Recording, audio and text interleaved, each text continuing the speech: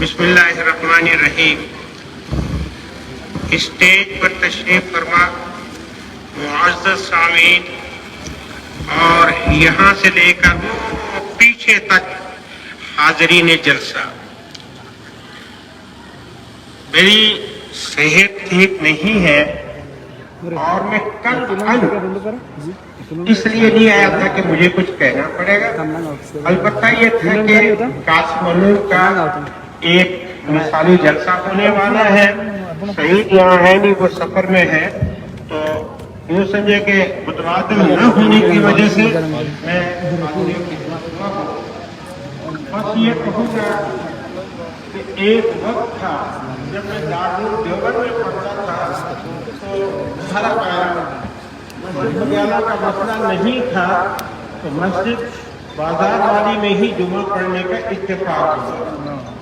وہاں ایک صاحب اس گاؤں کے تھے، یہ نہیں بتاؤں گا، وہ قرات کے لیے مقرر تھے کہ صاحب پروگرام سے پہلے وہ تلاوت کیا کریں۔ جب وہ دیوار کے ساتھ پیٹ لگا کر کھڑے ہوئے اور انہوں نے چند ٹوٹی پھوٹی کروڑ کا غلط سند جو ہے مجھے بہت تکلیف ہوئی۔ میں نے کہا اگر یہ آدمی یوپی کے علماء کے سامنے اور قاری اور حفاظ کے سامنے نہیں، عام آدمیوں کے سامنے بھی یہ قرآن پڑھتا، یا وہ اپنے سر میں ٹھوکتا یا اس کے سر میں ٹھوکتا کہ یہ قرآن کا کیا حسن تم کر رہے ہو، لیکن اللہ کو کچھ اور ہی منظور تھا۔ اللہ رب العالمین نے بہاروں کو لانا تھا، جب خزاں آتی ہے، برفباری ہوتی ہے، پریشانی ہوتی ہے، تو یہ پریشانی کی بات نہیں بلکہ یہ پیش خیمہ ہے اس بات کا کہ اب اس کے بعد بہار آنے والی ہے۔ لہذا یہ جو میں تحت نگاہ اپنے بھائیوں کو، بزرگوں کو، مختلف برادریوں، علاقوں سے آئے ہوں کو دیکھ رہا ہوں، یہ ہمارے اکابرین علماء دیوبند کی محنتوں، کاوشوں اور عبادات میں دعاؤں کا ثمرہ ہے کہ آج ہم قاسم علوم شیری خواجہ کے اس وسیع میدان میں، طویل اور عریض میدان میں جم غفیر کو اپنی آنکھوں سے دیکھ رہے ہیں۔ یہ ہمارے اکابرین کی دعاؤں اور ان کو اہل حق پر چلنے کی توفیق سے اللہ نے اس چمن کو پھیلتا چلا گیا۔ پاکستان کے ایک عالم کی تقریر میں سن رہا تھا، وہ کہہ رہے تھے کہ میں دنیا کے جس کونے میں بھی گیا، جس ملک میں بھی گیا، میں نے دیکھا کہ دارالعلوم دیوبند کا فرزند قاسمی نسبت لیے ہوئے دین کی خدمت کر رہا ہے۔ یہ اللہ کا احسان عظیم ہے کہ اللہ رب العالمین اس حق کو پھیلاتا رہے گا، پھیلاتا رہے گا، پھیلاتا رہے گا۔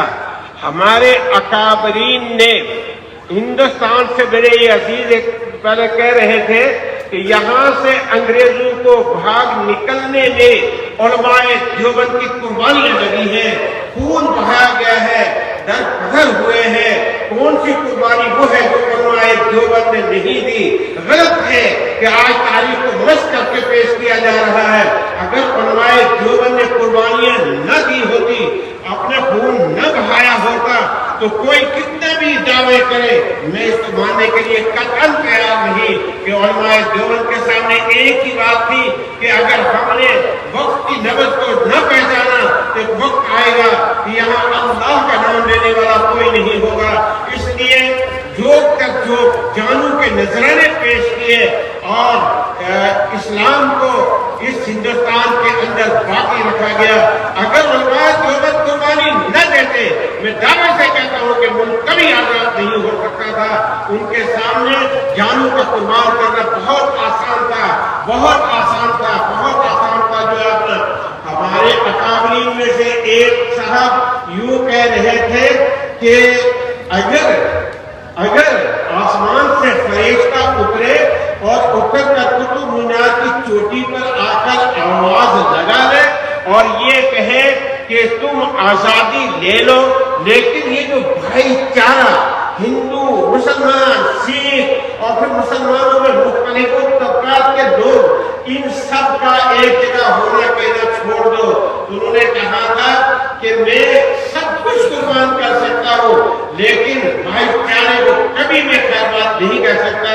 یہ آج مختلف علاقوں سے مختلف خیالات کے لوگ اور ٹوپیاں پہنے ہوئے قاسم علوم کے طویل و عریض میدان میں قاسم علوم کی دعوت کے اوپر یہاں جمع ہے اور علماء حق سے حق سن رہے ہیں۔ یہ ہمارے اکابرین کا سارا قربانی کا ایک ذریعہ ہے۔ اللہ ان کی قبروں کو نور سے منور فرمائے۔ اللہ رب العالمین دیوبند کو قیامت تک کے لیے باقی ساری اور جاری رکھے۔ میرے محترم بزرگوں اور بھائیوں، بس ایک بات کہوں گا کہ اللہ نے ہمیں توحید کی دولت سے نوازا ہے۔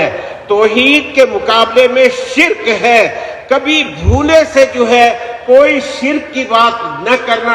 ان شرک لظلم عظیم، قرآن کہتا ہے کہ شرک بہت بڑا ظلم ہے۔ اللہ ساری برائیوں کو گناہوں کو معاف کر دے گا لیکن مشرک کے شرک کو کبھی معاف نہیں کرے گا۔ ہمارے اندر کچھ پرانی رسمیں چلی آ رہی ہے، رسموں کا نام اسلام نہیں ہے، قرآن کا نام اسلام ہے، حدیث پاک کا نام اسلام ہے۔ اس لیے اگر کوئی اس انداز سے چل رہا ہو آج تک کہ پچھلے یہ کرتے آئے، بھائیوں پچھلوں کا کوئی مسئلہ نہیں، پچھلے اپنا حساب دیں گے، ہمیں اپنا حساب دے گا۔ ایک چند گھنٹے پہلے اندھیرا تھا، اب دن کا اجالا ہے، سورج نکلا ہوا ہے، اب بھی ہم رات کی باتیں کریں لوگ کہیں گے یہ بے وقوف ہے۔ اس لیے آج یہ جمع غفیر آپ جس ادارے کے اندر جا کر دیکھو، کم و بیش ہر جگہ ماشاءاللہ علماء ہے حق کی باتیں سننے کے لیے جمع ہوتے ہیں اور بڑی دلچسپی کے ساتھ، اور الحمدللہ ثم الحمدللہ آہستہ آہستہ تبدیلیاں بھی آ رہی ہیں۔ توحید کا دامن پکڑا جا رہا ہے، شرک کا خیر بات کیا جا رہا ہے، سنت کو اپنایا جا رہا ہے، بدعت کو 3 طلاقیں دے کر ایک طرف کیا جا رہا ہے۔ یہ بہت بڑی علماء دیوبند کی قربانیوں کا نتیجہ ہے، ہمارے اکابرین کی سچی اور سیدھی راستہ جو ہے اپنانے کی بات ہے۔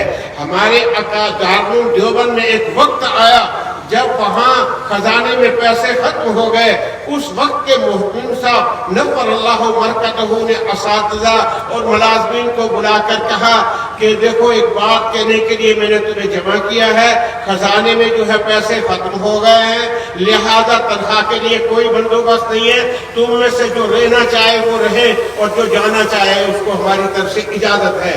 بیک زبان سب علماء حق نے کہا حضرت تو کیا ہم یہاں اس تنخواہ کے لیے آئے ہیں؟ ہم تنخواہ کے لیے قطعاً نہیں، ہم دیوبند دارالعلوم کی خدمت کرنے کے لیے آئے تھے اور خدمت برابر کرتے رہیں گے، تنخواہ ملے گی نہیں ملے گی ہم اپنا کام جاری رکھیں گے۔ یہ ان حضرات کی قربانیوں کا نتیجہ ہے کہ جہاں دیکھو حق جو ہے وہ بلند ہو رہا ہے، الحق کو یعلو ولا یعلا، حق ہمیشہ غالب ہوتا ہے، وہ کبھی مغلوب نہیں ہوتا۔ تو وہ جو عالمی طور پر کچھ علماء نے چکر لگائے، انہوں نے اپنے بیانات میں کہا ہے کہ ہم دنیا کے جس کونے میں بھی دیکھے گئے تو ہم نے دیکھا کہ صاحب قاسمی برادری کا کوئی نہ کوئی آدمی بیٹھا ہوا اللہ کا قرآن نبی کا فرمان لوگوں تک پہنچا رہا ہے۔